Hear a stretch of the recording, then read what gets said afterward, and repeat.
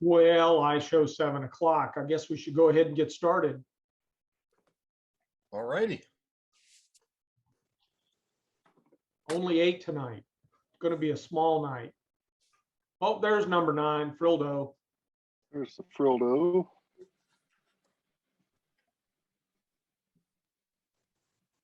Yo. So we got any announcements? I made my first base. I don't have any announcements. No announcements. Well, that's cool. Hey, Tim, when are you getting out to Las Vegas? I'd have And to Jim look. as well. I'd have to look, but I think I arrive Wednesday evening. Okay, this the 18th then. Yeah, I think so. I believe that's what it is. Jim, when did you get there?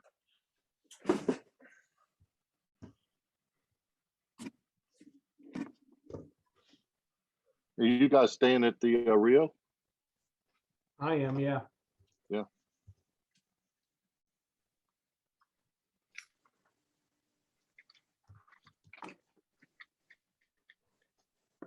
Yep, 18th. That's when I get there. Copy. I was just curious. Oh, Trying wow. to- We're I get there Wednesday morning at 9 o'clock. oh, okay. You got an early flight out then. Yeah, I got a 7 o'clock departure. So, and it's a direct from Baltimore. Copy that. Okay. Yeah, I guess that's coming up, isn't it? Just 7 Yeah. weeks away or so. Yes, real soon. Mosquito Con here in a couple of weeks. It's gonna be fun. Yeah, I'm going to miss Mosquito Con because I got to teach that day. I'm sure your boys will be on your best behavior in Las Vegas. Well, we can go for reasonably okay behavior. Couple Yeah, ginger I- ales, help at the I- local soup kitchen, in at bed at 8 o'clock. I know that's gonna be you. I 8 have to, a.m.. my dad's gonna be there, so I have to behave. Yeah, right. The apple Did you, doesn't. did fall you far behave from when the you were tree. growing up, Darren? I doubt it. Mhm.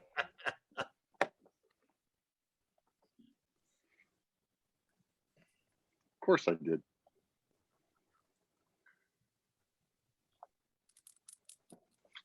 I'm looking forward to eating some food that I normally don't eat here at home.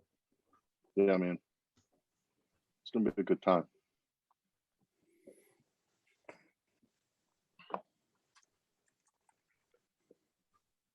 Well, I suspect we should go ahead and get started. I think I'm going to go with Phil first. All right. All right. So this week was cool. I actually got to use styrene for something practical. So long story short, I had to redo the top part of our the aquarium for our turtle. And part of that, it's an aquatic turtle. So I had to make a ramp for the turtle to actually be able to get out of the water and to get into the sun lamp. So I don't know if that's going to come out or not, but basically that's what it looks like.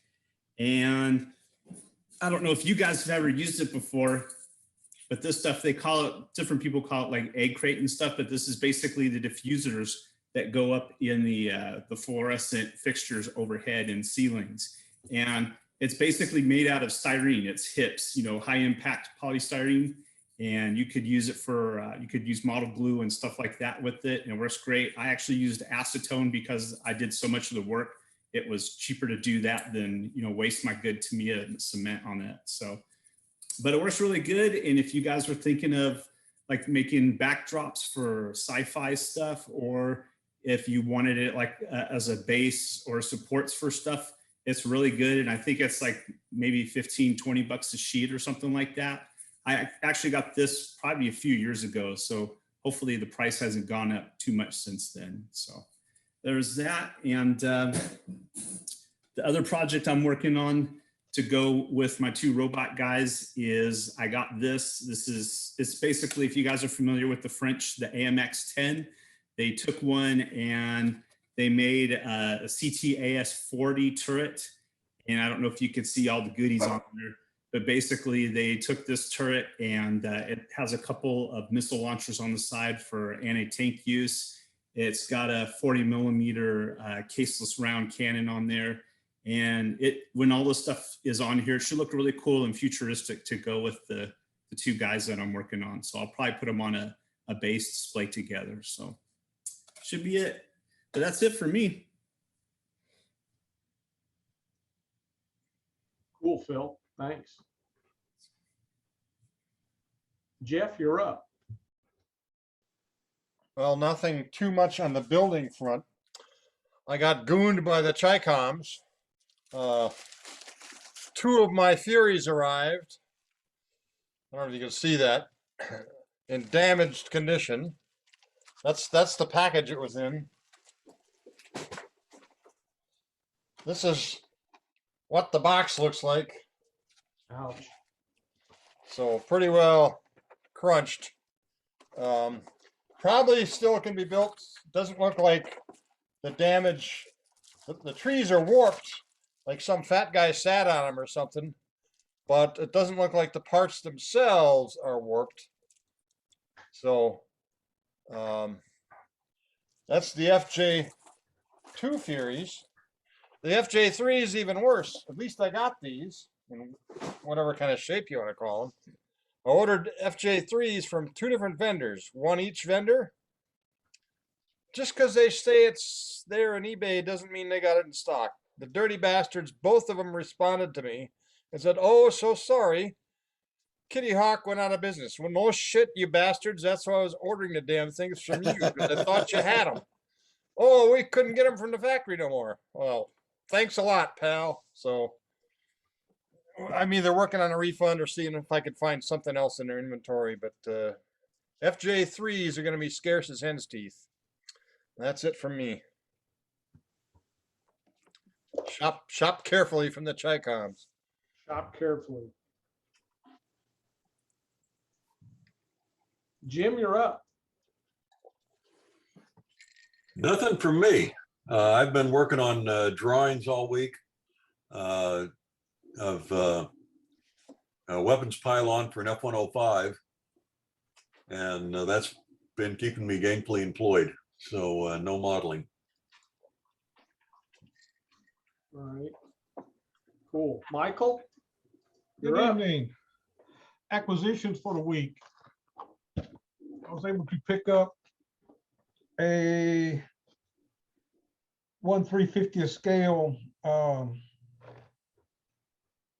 Buchanan class destroyer. And that's of interest to me because my uncle actually commanded the USS Herndon at Normandy. That was DD 638.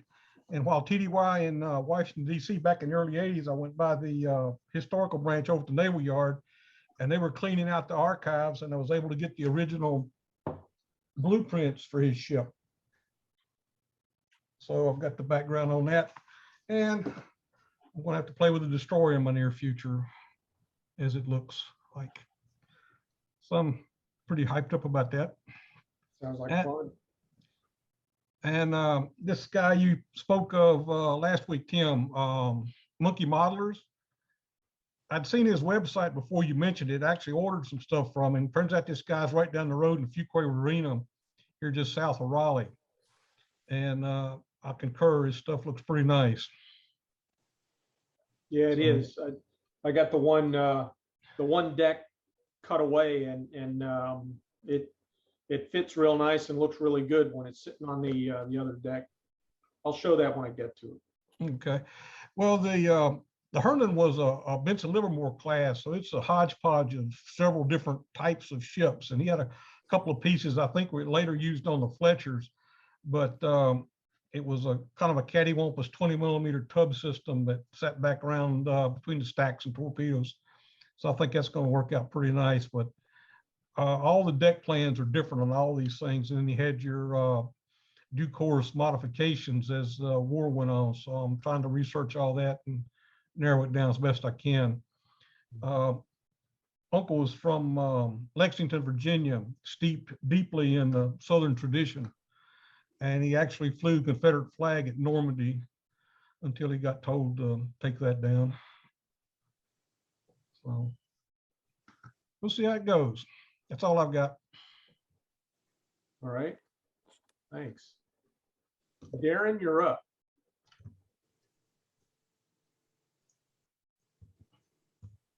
That was fast. Let me see if Are you I ready? can.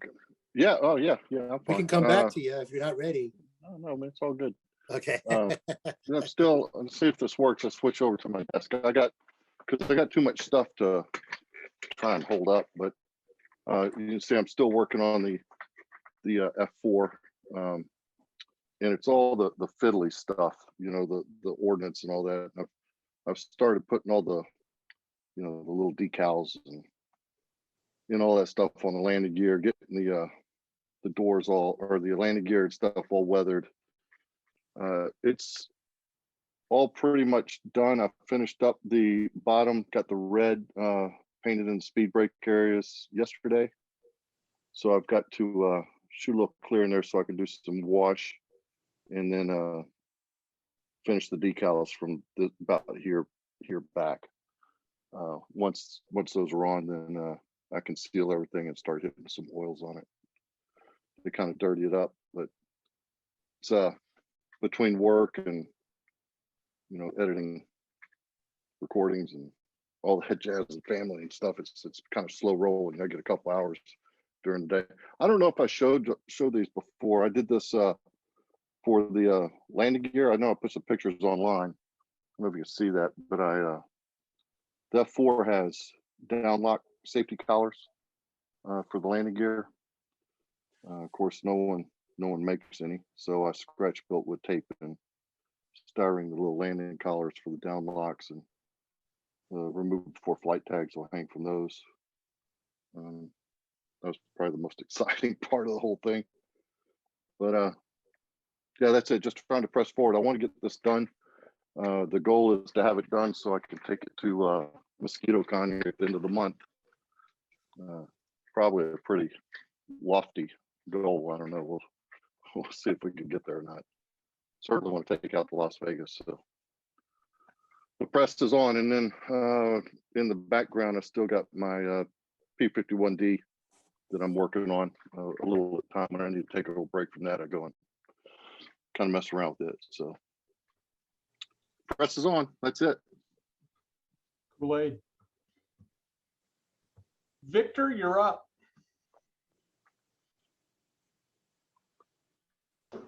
Evening. Well, I had a question I didn't think I was going to have until Jim mentioned he was working on the 105. I have been planning on making an early D model. They did a demo of the D carrying 16 750s and with on multiple ejector racks. And even though it's color, this is before they camouflage the aircraft, and you can't tell if the MERS are white or silver. So I don't know if that's part of your research or not. I would like to know if that's something that you're looking into, because I have a distinct feeling they weren't white until they camouflaged the airplanes, the Southeast Asian 3-color or 4-color camouflage. But I'll stand by and see what you come up with. I've been wanting to model this for a while. I've been gathering all my 750s from all my other models, just so I can load it up. It's a pretty impressive sight. But my 104 just came out of just now before the meeting came out of the paint shop where I got clear coat. Very nice. God, I hope I don't. I love this kit. It snaps together at certain areas. The wings snap in and out. You can put them in and out. I'm probably never going to glue them. The tail snaps on and off. The landing gear snaps in and out. So you can fix things. I was so impressed with that it actually kind of ruined me for this. I started this because I wanted to do something easier, but just turned out that it turned into a really nice paint mule. So I'm trying all my different, that's what the Tamiya turned into. So that's it. Victor, what kit is that F-104? It's the Hasegawa kit. It's 20 years old, but it's impressive. Some people don't like the heavy riveting. That can be fixed. There are update kits for it. I got something on eBay where somebody threw a bunch of Dayco kits from, I think they're from Denmark. And the upgrade kits weren't much better than what the Hasegawa had. Yeah, Yeah. that's good news. I've got the Hasegawa quarter scale in the S version, that black Experimente Volo with Yeah. Icarus on the tail. I just happened to cross that a couple months ago. I haven't built the quarter scale F-104, so now I'm looking forward to it. Okay, and if anybody needs any of the, the other thing he threw in is he must have bought every S decal kit, even though this was a C model. He bought every S decal kit made, and if anybody needs, if you need something, let me know what you're looking for, because I've got stuff I've never seen before. S's and G's, and so. The Dayco stuff is from Belgium. Belgium, yeah. It's pretty impressive. It's good. Got a lot of aftermarket stores on it. Yep. It's got stencils that they're just amazing. So that's it. All right. Paul, you're up. Hey, everyone. Good evening. A few things I'm working on.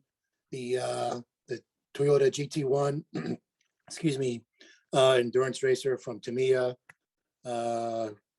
Here's where I am on that. Everything's installed onto the chassis, the engine there. I don't know if you saw this last time. I got the fabric belts and photo etch buckles there. That's all done. The dash is on.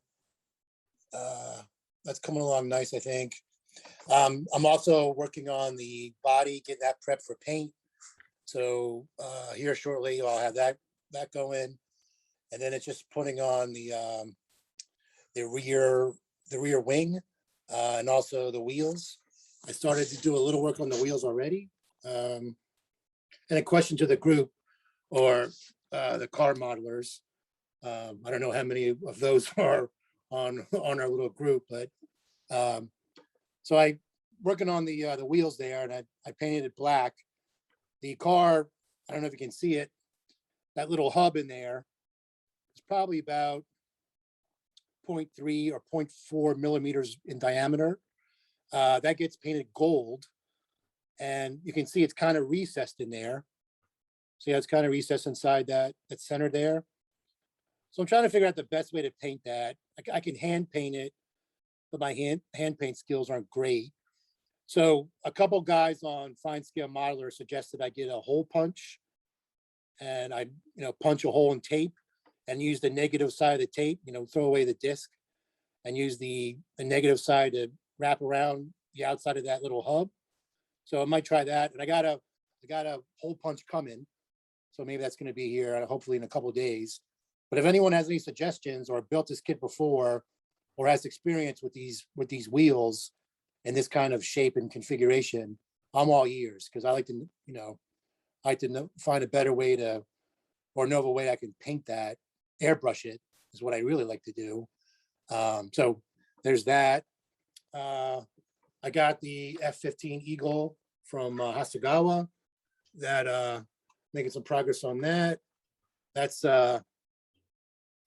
just got the intake ramps in there, painted, installed.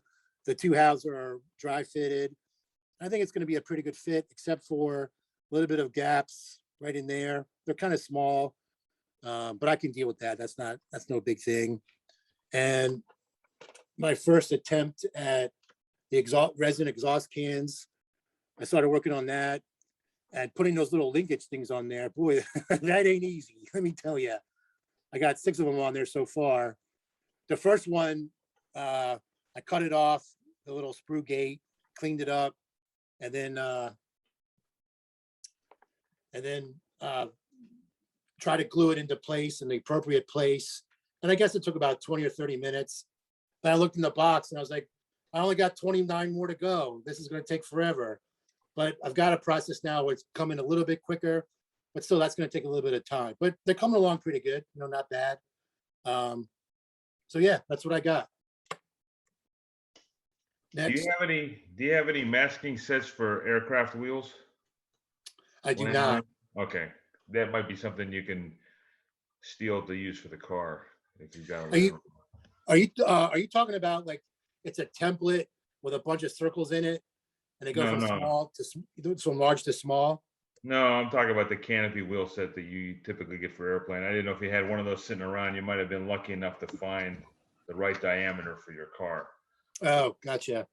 Yeah, That's Like I the said, I got that- GT1, right? it's the Toyota GT1. You got it exactly right. Have you built that, Darren? No, but I've got it. I want to look at the wheel. Yeah. Anyway, I'll pass it along to the next guy. All right, I think that's gonna be me. I think I'm gonna go next. Let's see, where am I on the view? There I am.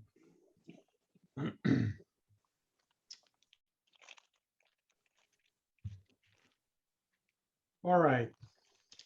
So I haven't made a whole lot of progress on my Arizona because I've been, if you've noticed that I'm able to do the spotlight this week, I spent a bunch of time figuring out my computer and figuring out what was wrong with that. Truth be told, I'm not quite sure. All I know is that I did the right step at the right time and suddenly it started working again. And that was after a number of hours online with Apple Care Help and them talking me through the things that it could be and things to check. And I mean, they were at one point they were talking reinstall the entire operating system. And it's like, I don't want to do that if I don't have to. Yeah, I'm good. Thank you. Yeah, I'll find another solution. I'll go get a new Fair. computer or something. Yeah. So anyway, I've been making good progress. This is the I don't know. It's probably the let's see. That would be the 01, 02. This would be the 02 and 03 levels on the. Let's see if I can get it in focus. Yeah, on the Arizona. And this is one of the 3D resin printed parts. And what's on the original plastic are these two large, I don't know what to call them. Anyway, they were on the original plastic. And so I had to scrape all of that off and get it all smooth. And I think there's some other things I got to take off, all of these railings, but I haven't gotten there yet. But this looks pretty good sitting on there, and things are lined up. You know, that like you can kind of see the ladder well right there on the original part. The piece that goes on there, the plastic piece, the strut fits right over the ladder well. So obviously that's wrong. The ladder well's in the correct position, but the struts are not. And this looks significantly better. There's a bunch of little things that are not on the original. Like this thing isn't even neat. You could see through the windows there, and I'm getting all backwards here. There we go. The flag bags back here, they look pretty good. So it's going to look really good on the ship. And Hey, Tim, can I jump in for 1 second? I've missed some meetings. So what Arizona kit and what 3D printed parts, where did you come up with the stuff that you're pulling together? So this is the Revell Arizona that you can get for $2 at any show typically, or damn near free if you go to a thrift store. My wife, Suzanne picked it up for me. I mean, it's 1/420 something or other scale, and I decided I wanted to do it, but I wanted to do the parts correctly. And when I started looking at what it was going to take to do all the mods to get things right, I realized, that one, my modeling skills aren't there. So I kind of parked it. But then I went online and started looking at 3D printed, and Model Monkey makes all the necessary 3D upgrades to accurize the Arizona from its, out of the kit, the Arizona is about 1937. And if you want it for 1941, December of 1941, you've got to buy about $40 worth of resin parts. So And- much for a $2 kit. yeah, for a $5 kit. And then the other thing is I've got a second one that Suzanne got me for free. I mean, she picked it up somewhere and they gave it to her and it was unopened. And I decided that one I'm going to use and make the Pennsylvania from 1945 and then have the two sit next to each other on my shelf to show, because Pennsylvania and Arizona were almost identical in 1941. But in 1945, obviously, Pennsylvania had modern 5-inch 54s, excuse me, 5-inch 45s, I believe, and a lot of other AA and other stuff fitted. Her tripod mast had been cut down, or her superstructure had been completely revised. And he sells all of those parts, but I'm not even going to list I'm not going to say the number that is associated with that, because it makes it a fairly expensive kit. That's the only reason I decided not to do that one first. And and I also got all the photo etch to go with it. So for you, Vince, what I've done with the hull so far is I've taken all of the railing off, and I've also scraped off all of the spurious. You can't see it really, but there was some sort of three-dimensional something or other with a cable that came up here and went down to the bow and mirrored on the other side that was used. Frankly, I don't know what it was used for. There was also something back here that I scraped off that didn't make any sense. And it was molded on detail that just looked awful. And I think I figured out what this one is for the netting that was used and drug on the inside of a turn when the ship was recovering one of the aircraft. And it would be a little netting that the float plane would then basically taxi up onto, and there was a hook underneath the float that would grab the netting. And then basically while the ship was then steaming away, they would run the crane out, hook onto the aircraft and hoist it up. And I figured out just yesterday, that this is a boat boom for the boats, the ship's boats. I think I might scrape that off and replace it with a piece of rod that would look better, because I wasn't sure why it was there. It didn't seem to make a whole lot of sense. But yeah, so I got that all scraped off. The next thing I'm going to do is put the tow rail on. I got some Plastruct L-shaped girder that looks like it's about the right size. It's about, I think it's about 1 millimeter. It's pretty small, and it looks like it'll fit, and it'll look pretty good. But I think I'm done with most of the sanding on the seam and cleaning up the stern. I got a little bit more work there, and then I'm gonna prime it, start gluing on the main deck. I've still got a lot of work to do there to get it to fit. The fit on this kit is horrible. Oh, really? Yeah, it is. I mean, there's only, I don't know, 40 parts or so. There's not a whole lot of parts, but you can see the gap. This is in the main deck, and it doesn't quite fit left or right. And I had a bear of a time getting it flush, because the little tabs that are on the inside Weren't recessed enough? Yeah, they're not in the right spot. And of course, it doesn't make a difference if it's got that molded in railing, because you don't see it. But with the railing taken off, it makes a huge difference. So what little time I've been modeling, I've been down here sanding, scraping, and dry fitting. I've yet to put any paint on it. I was hoping to have at least prime by this point, but no, I'm not there yet. So anyway, That's an awful lot of work for a $2 kit, man. Yeah, but it's going to look nice, and it's one of those things where I've always wanted to do one of these. I also have a dream that one day I'm going to build one of these and make it radio control. And because I mean, before I didn't do it radio control when I was 10 years old when I first built one, but it's sitting at the bottom of my grandmother's pond up in Maine. Because yeah, I threw a few rocks at it and eventually got it to sink, even to the point where I forced some holes in it so that it would slowly sink. And after diving down and getting it, I even put a little bit of compartmentalization in it when I built it so that it wouldn't, because I learned on an earlier kit that it sinks too fast and it sinks in a wonky way. But if you do compartmentalization, it'll sink in a realistic manner. Anyway, enough about grew up and joined the Navy. yeah, and then I up and joined the Navy. Crazy stuff. Anyway, all right, who's next? Let's see. Don't jump away yet. Like I said, I've missed some. I'm sorry. So there was a while there where a number of guys were getting together and doing 1/700 scale battleships. Right.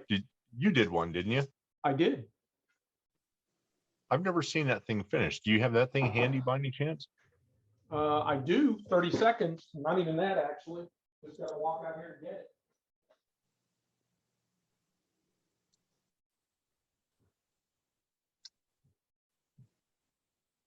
Sorry, guys. My Thursday nights have been eaten up. I just hate missing these meetings, but I love to see everything Owen's working on. No worries. No problem.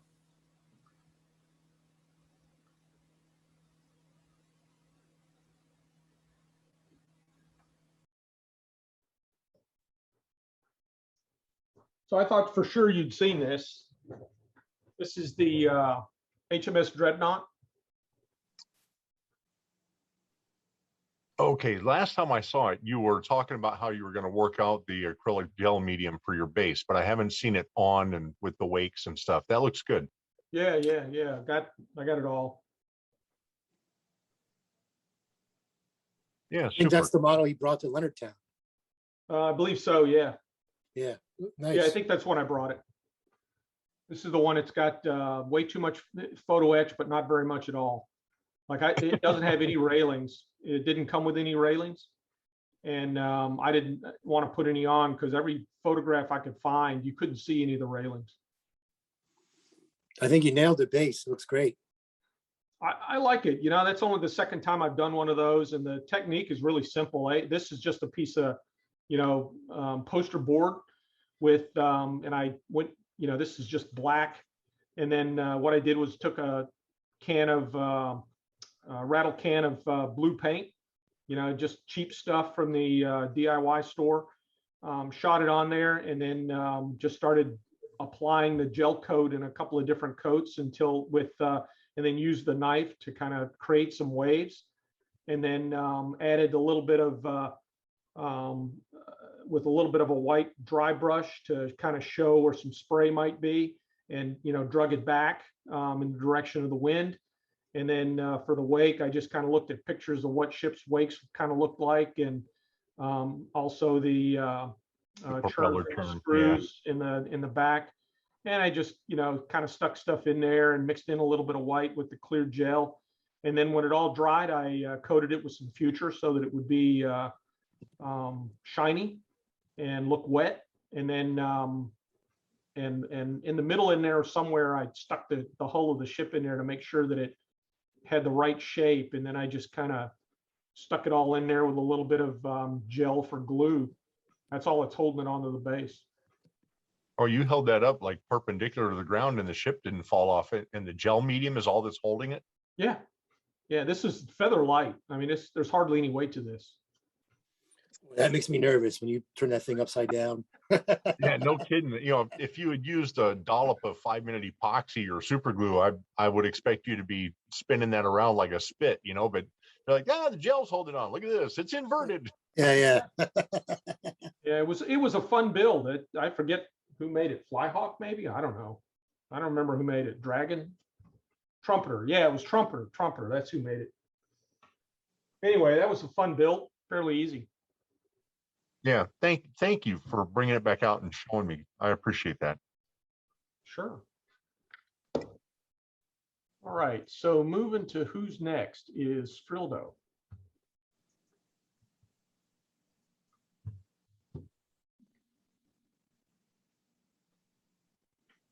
Hey, can everybody hear me? Yep. Hey, all right, what's up, everybody? Not a whole lot going on earlier. I tried to get artsy fartsy and using some AK concrete, trying to make some bases. And you really got to know how to like lay concrete when you put that stuff down. So it's Did you almost have like, scale 2x4s to smooth it out? yeah. So I mean, it's pretty cool. And was trying to finish up the A4M. Oh, nice. Almost there. I just had the little fiddly bits. I got all the remove before flight tags and ordnance put on it.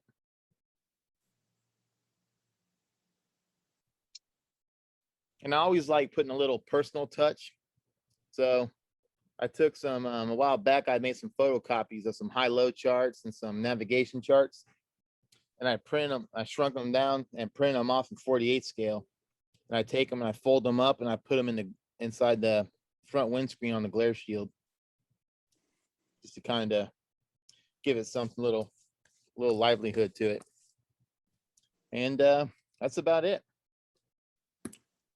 I got nothing else. You know, when I first checked into Cherry Point in 1984, we were still flying some A4Ms on the flight line before they finished the transition to AV-8Bs. And Yeah. I mean, fastest wingtip to wingtip roll rate on that little scooter. And they were fun to watch zip around the North Carolina sky. Yeah, I mean, it's a typical. I've always been a fan of the A4, and it was a typical Hasegawa build. You know, I mean, you can't beat those Hasegawa A4s. Gonna have to do more of those. One of the best times I had was twice I got a backseat ride in the OA4M out of Hams 32. One of them was to be Santa for the squadron Christmas party. I got out of the backseat in a Santa suit. That's kind of cool. Yeah, it was. They put a buddy pod under one wing, and so after we taxied in and the aircraft shut down, when I came down the ladder in the Santa suit, the ground crew opened up the buddy pod, and that's where they had the bag of toys stuff for all the kids that showed up for the Christmas party. Very cool.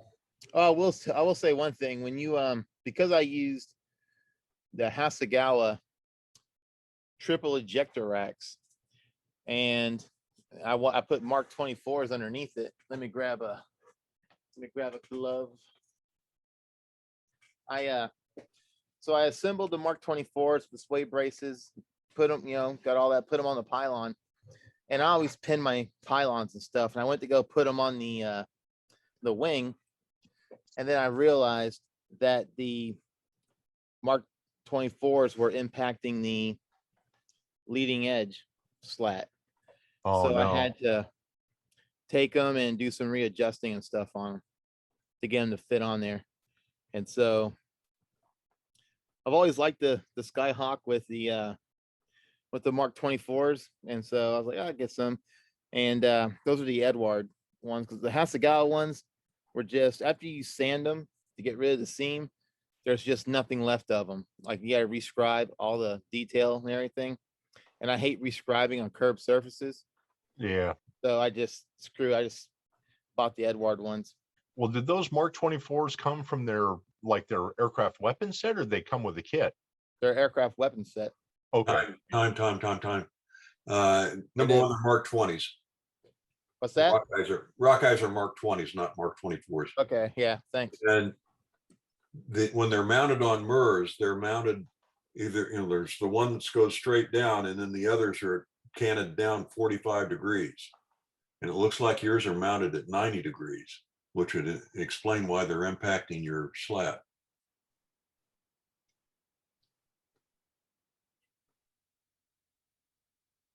Ah, okay. Come on, Frildo. Yeah, they look like they should be closer together. I got to take notes during these meetings. Hey, I'm not I'm not an IOIA, whatever that is, you know. 40, 40. 40. Yeah, you know what IOIA stands for, don't you? If you ain't Yeah. ordinance, you ain't doo-doo. Nope. If you are ordinance, you are stupid. So, all right, I'll take those off and adjust them. It's called reference material, Frodo. Come on, man. Oh, you guys are harsh, man. Yeah, You have like 9 books on the A4. I mean, I do actually. yeah. You got no excuse if you got 9 books. Back to the drawing board then. But that's it. That's all I got. Thank you, Mr. Rotramill. You're more than welcome. Hey, Frill, That's- I think it that's- looks great. And I'm the guy who put the Hellcat doors on the wrong side of the landing strut, so I'm not saying anything. Not to That's, mention that radome, Vince. Yeah, that radome thing too I seem to remember there was a radome issue with the Corsair. No, it was on the Hellcat. Oh, okay. Because the instructions for the set that I bought actually told it to go on the wrong wing, and I was fitting, and I went, this thing is made like it goes on the other wing, but you know, I'll be damned. So I reshaped that whole thing and then put it on the wrong damn wing. So I'm spotlighted. So is it my turn, Tim? It is. I was just waiting for you to stop talking to tell you. So at our last meeting, you guys saw the Star Wars stuff I finished, and I was working on some figures. And lately, my principal deputy in my program office is retiring completely and moving to Ohio. And I once had a conversation with him. He was in the Navy way back when, got out in 1982 before he went into government service. And he had once told me that his favorite deployment in the Navy ever was with VF-74 on board the Forrestal. And so I got to looking around, and I had the Hasegawa F4J kit, and I also happened to have the KMC F4J cockpit set.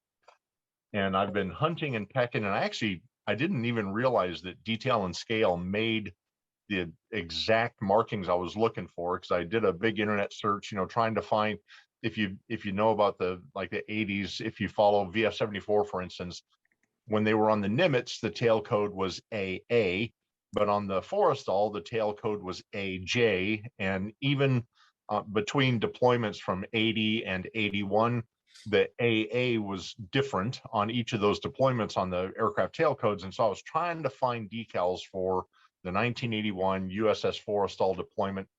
And they had an anniversary bird on that deployment that was like, you know, First in Phantoms was stenciled on the spine, and it had a 20-year moniker on the tail, and then the little spook, you know, the F4 Phantom spook character painted on the tail. Detail and Scale actually released those markings like in 1984. And so I've got a couple sets coming to me. I bought 2 from a couple different guys that offered them up. Since they're from 84, in case they're yellowed or damaged, I'll have 2 sets to get 1 set of good markings. But I spent the last couple of days, this is the Hasegawa F4J, and getting the KMC resin inside to line up with the nose wheel well, and then allow the fuselage halves to come together properly was not a big challenge. There was only a couple of areas where it rubbed. The hard part was determining where it was actually impeding bringing it together and getting those down enough to get it together. But once I did that, I took the one-piece canopy and dropped it on here and taped it in place, and everything lines up really perfectly, and the alignment's good. And I used a mixture between the Tamiya Extra Thin and the Tamiya Quick Setting Extra Thin, and just worked my way slowly in about 2 and 3 inch segments around the fuselage and across the underside. And the area here under the wings is flat, you know,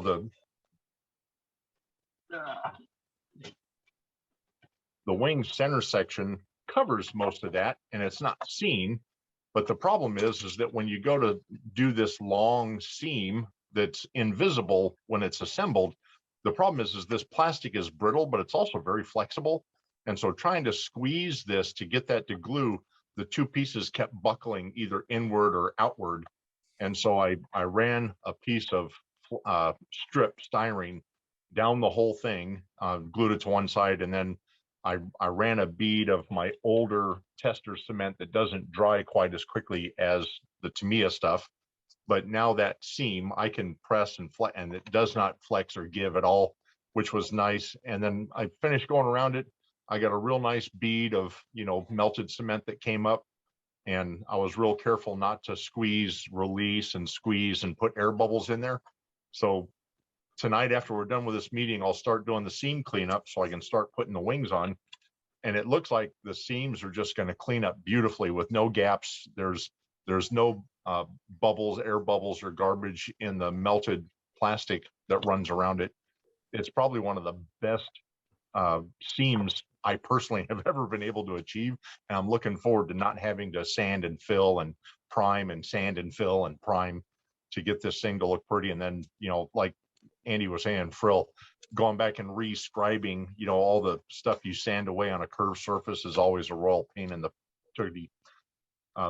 The only thing I'm not looking forward to when I was getting ready to do this, the KMC set offers this canopy sill piece that you fold down for the insides. There's a little bit folded up at the back to go along the rise in the canopy aft area. But when I was test fitting that thing before I painted it, it doesn't just drop in there. It literally rubs on every piece of resin on the side walls and the instrument panels and the other stuff. And so the other thing I'm not looking forward to doing is getting that sill in there without completely and totally dorking this piece up in the process. I'm hoping if I'm successful with that, being a Hasegawa kit, it comes with a one-piece canopy that I'll use for masking. I like the way Darren did that with his F4B. And then you have the individual pieces that I'll paint separately off the aircraft so I can have the canopies open and stuff like that when it's done. And that thing is what I've been working on here for the last few days going on. The KMC set includes a real nice pair of ejection seats, and these things painted up real nice. And they were a joy to do and put a wash and some dry brushing on.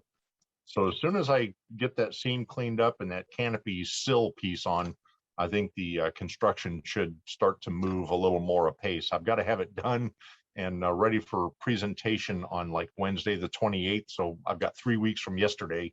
And if you guys know the snail's pace I build at, I'm feeling a little pressure because the other thing I have to do, you guys have seen the furniture foam I use to cut out silhouettes to transport models so they don't break.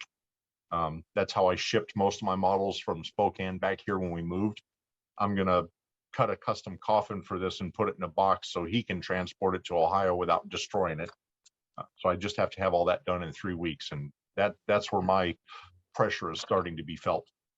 So that's what I've been working on. That's all I've got for tonight. Thanks. All right, Vince, thanks. I believe that's 19 and a wake up. Yeah, there you go. 19. I'm getting boot top high. Whitey, you're up.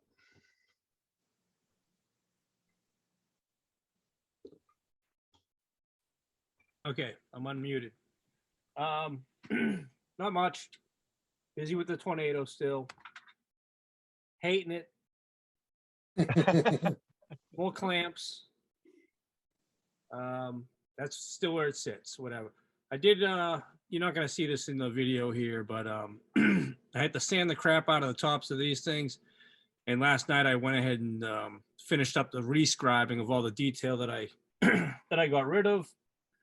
And I noticed that the Genesis Designs chick, she just popped a new video of hers, and she's in the painting stage. And what she's doing is doing a standard RAF scheme from like the 80s, late 80s, and then is going to overspray the desert pink. And I had already thought about doing it that way because I want to use some of that chipping fluid.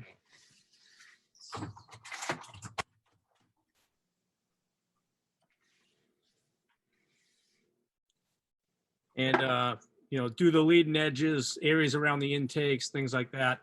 And,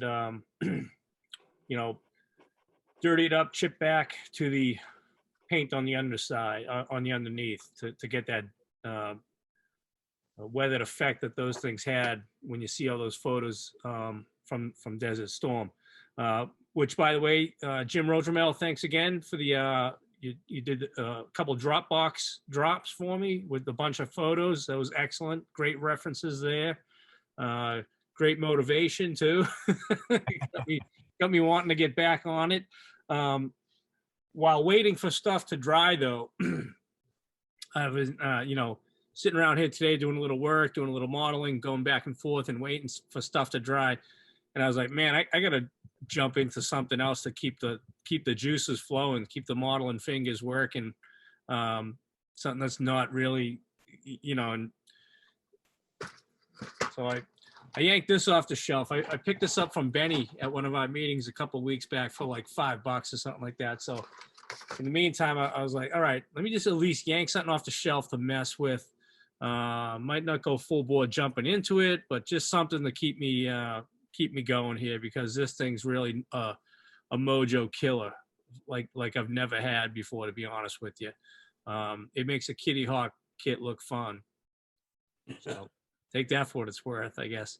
Whitey, Yeah. I've tried to build 3 tornadoes and all of them wound up getting colonized. They're just, It's just I a don't really like 'em. pretty kit, unless Hasegawa wants to upscale their 72 scale tornadoes, or unless Mr. Tamiya wants to get into tornadoes, which he's probably never going to get into. It's really the best tornado is in as far as detail with the flaps and the slats and everything like that. But it's just a horrible kit, man. It's just, I can't say anything good about it. I really can't. Which is such a shame because it's such a cool looking aircraft.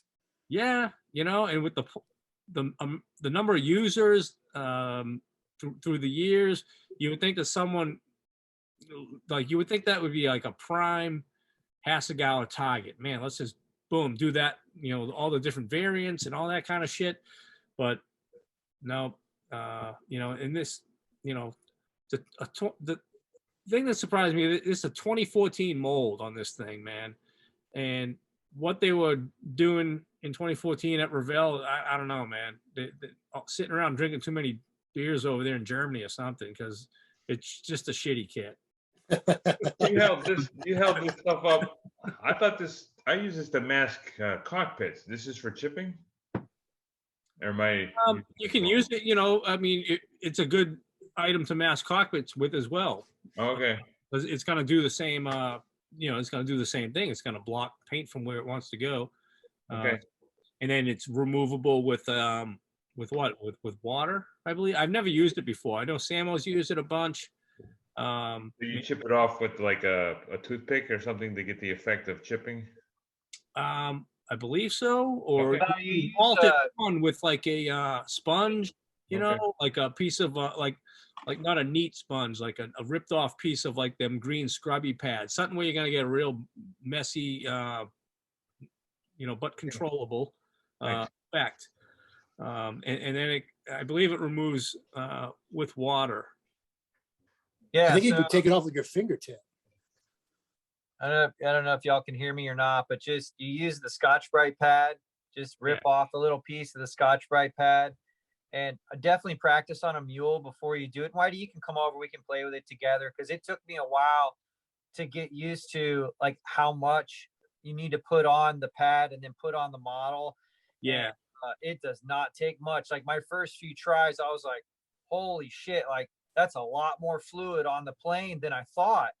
And so it does not take much. And then once I was done applying the actual weathering agent, the mask, and then I completely painted the model and all that. And then all I did was just take a Q-tip, just wet on my tongue, and just kind of gently rub on top of the model. And then it just slowly starts to come off. And then you could water, I'm sure it'll work too, but my spit's just readily available. So, or a t-shirt. The key is to just not push real hard. I got me a bottle of Mr. Samo spit right here. There you go. You're all set, man. I thought it wasn't really available. It's the go-to fluid for like everything. For washes. Heck yeah, man. And what's the fluid, Whitey? Mr. Hobby or something? That's so gross, man. That's No, so not gross. off the fluid you're using. Is it Mr. Hobby Masking? Yeah. Mask all or whatever. Mask all Neo or something like that. Neo. Have you ever tried salt? I've done that method before. Wasn't a fan, I mean, it's just, it's messy. It's effective. The chips it's too big. You don't get the fine. It looks more like chunks rather than chips. Yeah, it's something to go with for like those Japanese skiing. Yeah, that works real well with that. I have a 72 scale Mavis. That's my plan on that, is to make it really, really chipped up and peeled. But the effect I'm looking for, again, Gulf War was only a few weeks long. Thing wasn't sitting, not very austere conditions, considering, compared to South Pacific, New Guinea or something like that. So I don't want it ripping off necessarily, but just leading edges, areas around the intakes. We've all seen it. We modern jets, you don't want big giant flakes necessarily. So it's Not to burst your bubble, but the Hasegawa 172nd scale tornado kits, the radome is not right on them. Well, most I've got a couple of British friends that are really keen on the jet, and for this kit I picked up, there's a fellow in England who makes 3D printed tornado radomes, and again, looking at Genesis Designs videos, she mentioned him. That's where I heard of them. This thing fits. What's his name? Do you remember? I can email you the contact. Yeah, I'm just trying to remember my friend's name. Oh, yeah. Probably this. It could very well be the same guy, because he had a company, PP Aero Parts, back in the day. Yeah. I can't remember the exact, like, it just came in a regular little plastic bag, no markings on it. Oh, wait a minute, one sec. Because he also sent me a power cut for the tornado. FlyingStartModels.com is the company. I don't know the fellow's name. But FlyingStartModels.com. If you look at his website, he does mostly 132 scale stuff and a lot of 172nd. The only 48 scale stuff he has is the Tornado GR1 and F3 radomes. And then he had this power cut, but this was like the last one he had. And he was like, hey, man, you want to make a deal on that too? And I was like, sure, send it, man. But that's where I'm at with that. Just plugging away on the Tornado and Tim Perkins. Yeah. No, Tim Perry. Tim Perry is the guy. Yeah. That's the fellow's name. That rings a bell. Okay. Man, you know everybody, dude. What happens when you get old? Yeah. All right. That's all I got. Thanks, man. Thanks, Whitey. Samo, you're up.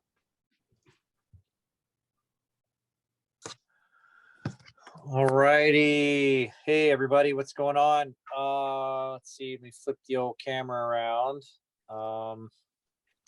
So working on the old Tamiya Tomcat here, or the Tamiya F4. I've got half of the 26440, the gold gray on. Actually, just really happy with how it's going on. Did a little bit of testing here with the wash just to see how it would, if I was going to get any staining, and no staining at all. I had a little bit on the bottom, just to, just because it's white. So when you've got the white, you're trying to, deal with weathering and staining and whatnot. Sometimes it's okay, but I've been real happy with, there's several different passes here with put on a little bit of stain, or I'm sorry, put on a little bit of wash, wipe it off, put it back on, wipe it off, put it back on, polish, wipe it off, put it back on, wipe it, blah, blah, blah, blah. But I think it's coming out pretty good. Shaded just a couple of panels. You can tell there's just a couple of them where the shade's just a little bit different. I haven't done the wheel wells just yet. And then the detail on the interior part of the auxiliary section is really pretty cool. But anyway, so pretty, and once I get this is as far as I'll go weathering right now. And the camera doesn't kind of pick up all the sort of the cool parts of the weathering, but anyway, pretty happy with it so far. And but this bottom section here, it's going to get much dirtier once I get some of the stencils on. I'll put that final black brown and do some other maybe some like orange kind of colors too, just to represent the streaking. But you guys have, I don't know if you've seen or heard, but this kit really is the real deal, man. It really is. It's the best kit I've ever built. It's better than the Tomcat. It's better than any kit that I've ever built. It goes together so well. It's so nice. You don't have to worry about seams anywhere. You don't have to worry about ill-fitting parts. You don't have to worry about shape issues. You don't have to worry about anything. So I think I've done this for you guys before, but I'll just show you how nice the tail fits, so I won't have to mess with, because the tail is going to be, I'm doing a marine bird from 531, but I'll show you how nice the tail just kind of pops right in. I mean, there is no gap. There is nothing. If there was a perfect fit, that's it. And the other side is the exact same too. So I can literally paint the tail and then pop it off if I need to, because it'll be a different color. So no masking, no nothing. It's just easy day. So that's what I'm working on. I'm trying to get it all done before Nats. So working on the fiddly bits as well, which are a total pain, but you just have to push through. And that is what I am working on. So see y'all later. Thanks, Scott. Steve, you're up.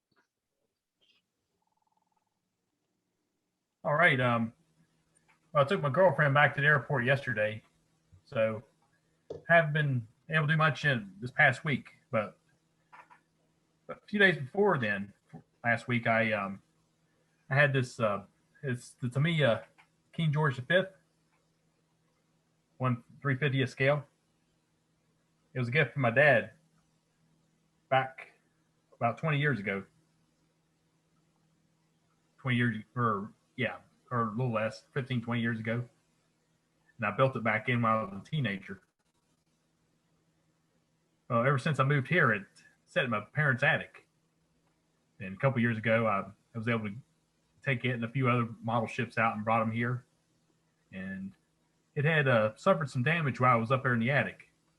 Like the mast here had broken off. Some of the boats had come undone. And yeah, the rudder had broken off.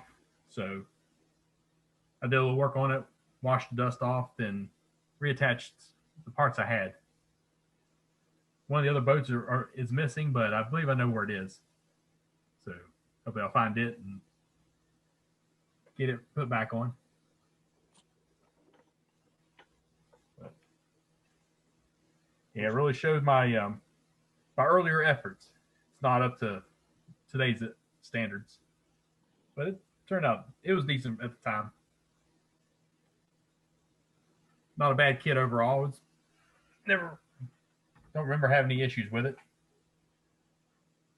But yeah, one more thing. I was we had gone to Michael's one day during the week, and I was able to pick this up there. So I thought that was pretty neat. One of the classics. That's a great car. Yeah. Yeah, I think it was on All Things Scale on Facebook. Someone was working on building one of these. But I was surprised to find it there at Michael's. So it was the only one they had, so I grabbed it. Other than that, that's all I have. Thanks, Steve. Did I miss anyone? No? Any oh by the ways? No? Short night tonight. So not really an oh by the way, but please remind the Polish constituency in the club. Do we have more or less due dates on like those 1/700th dreadnoughts and battleships? I think we've wrapped up pretty much the Mustang build and the non-German, non-Luftwaffe Messerschmitt build. There's another Basically, one. the When next they're like- show, the next Just- in-person show, so we could bring it all. So yeah, so Nova announced that their show next year is on, and their date was April 16th. And that's kind of a good news, bad news thing. The good news, they do have a solid date. It's etched, it's in stone. They're doing it. The bad news is Saturday, April 16th happens to be Easter weekend. It was the only available date in all of like late March, April, and all of May that the club could have held Did they that get show. the high school back? Yeah, but between the high school and events there and the booster, the Coral Booster group that supports the show and all that, that was the only weekend they could do it. So Saturday, April 16th will be the next local show, but there's a number of them going on. Darren mentioned MosquitoCon is up in Wayne, New Jersey on July 31st, and I'm planning on heading up there as well. Central Pennsylvania is doing their show like September 11th. And there's one out at Wright-Patterson in Dayton, Ohio in mid-October that I'm planning on driving out to that as well, because I haven't looked at Wright-Pat since like 1984, so I want to see that museum again.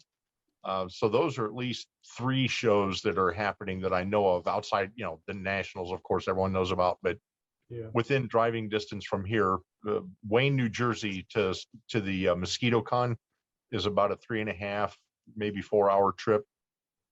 Central Pennsylvania is like 3.5 hours. What about Richmond? Yeah. Yeah, Richmond's, I heard that their Old Dominion Open will be going in 2022, but I don't know the date. That's usually the first one in Region 2, and you can count on that being like a February show date. That's That's typically what I would when say they is go. our due date for the group builds. That's Okay. what I would use Richmond as our due date. Okay. It's kind of it's usually the first one in our annual series of things that we go to. At least it was for the few years until the pandemic hit. But I would use that as our benchmark as we target Richmond and go from there. And there's also the other one that's on the list is 1/48 scale Spitfires that are non-British. That was the other one. Yeah. Yeah, those were the 4 COVID theme builds we did. What are some of the examples of Spitfires that are being built? Do you have kind of a list in your head of what's being done for that? Mine's And are they Russian. quarter scale or 72nd? Quarter scale. Okay. Mine's Yeah, gonna be mine- Russian. Yeah, mine's got American markings on it. I think Benny's has Australian markings. I'm surprised not to hear Israeli already. I think that Jonathan did Israeli. Did he? Okay. Yeah.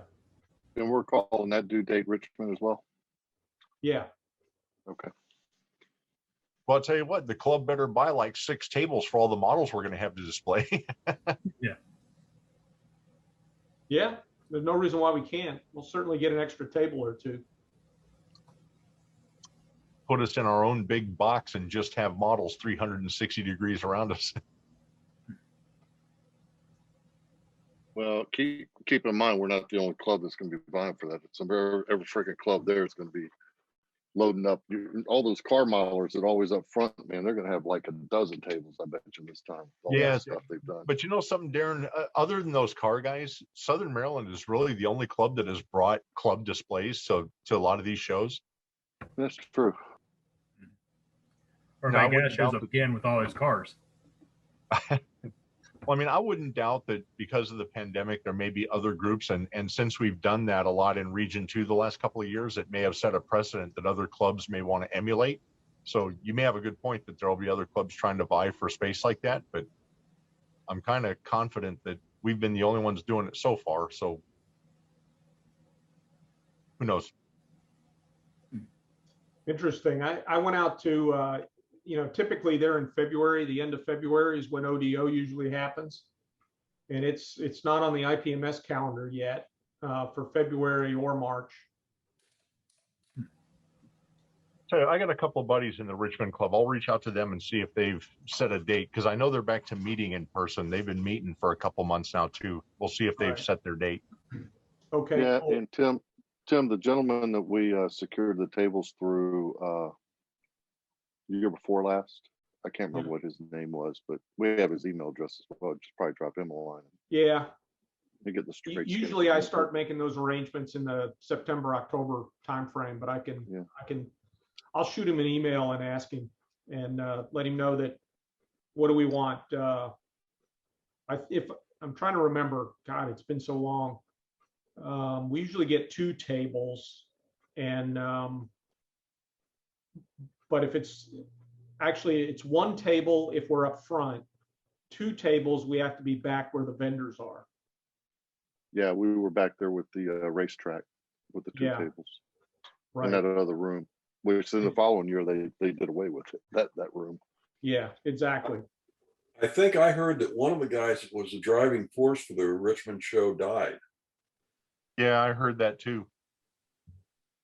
Well, that's not good. I don't know a name.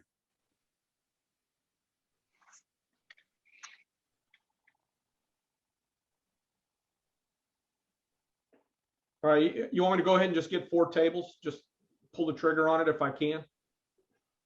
That sounds reasonable. All right. I'll get started on that.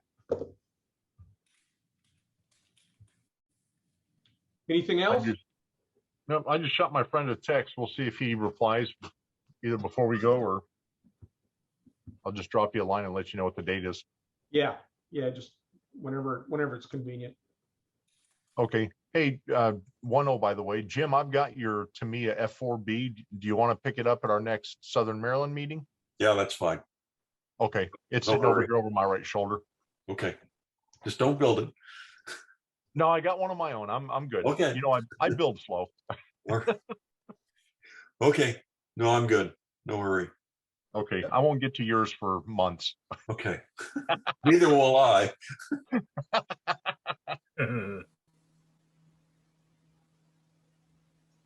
Okay. See you all later.